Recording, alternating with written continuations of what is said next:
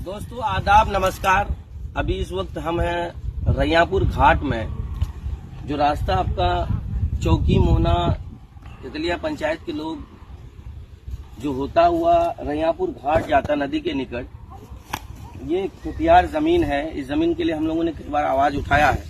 एक बात आप बताएं हमको कि किसान अपना खेत बचाए या जमीन बचाए, क्योंकि इस नदी कटान की वजह से, इस पानी की वजह से न जमीन बच रहा है, न खेत बच रहा है, न लोगों का फसल बच रहा है। अभी ये खेत है, मक्के का खेत है।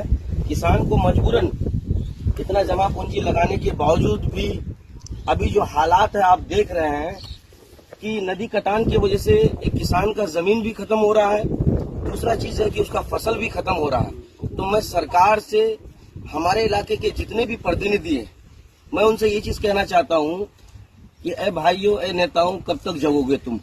न तुम्हारे पास जमीन बचेगा, न तुम्हारे पास फसल बचेगा अगर तुम अपनी आवाज इधर नहीं उठाओगे। इसकी लड़ाई आखिर कब लड़ी जाएगी? सरकार, सेंटर में भी सरकार एनडीए की है, स्टेट में भी सरकार एनडीए की है, विधायक भी हमारा एनडीए का है।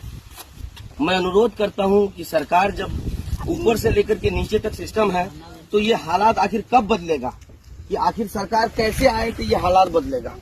क्योंकि रोजाना आप देख रहे हैं कि इन रास्तों से लोगों का जाना गुजरना सब कुछ होता है। तो आखिर ये कब तक सिलसिला जारी रहेगा? कब तक किसान यूं ही घाटा खाएगा? कब तक किसान यूं ही मरेगा? कि जमीन भी उसकी जाएगी, फसल भी उसका जाएगा, बर्बादी ही किसान का। लेकिन मजा करेंगे कॉर्पोरेट लोग, मजा करेंगे नेताओं लोग, लेकिन आम पब्लिक का ध्यान या दिलासा कब होगा?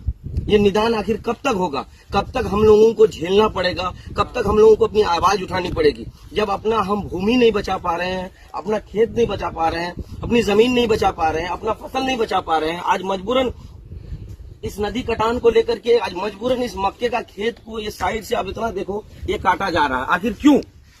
एक फसल लगा करके काटने की जरूरत आखिर पड़ी क्यों? इसलिए पड़ी कि हमारा नेता लोग, हमारे समाज के बड़े बड़े लोग, वो नहीं चाहता है कि इसका समाधान हो। सरकार नहीं चाहती है कि इसका समाधान हो। सरकार नहीं चाहती है कि यहाँ के लोगों का जमीन बचे। सरकार नहीं चाहती है कि ये फसल बचे। क्या हमारा एक ही जरिया है? फसल।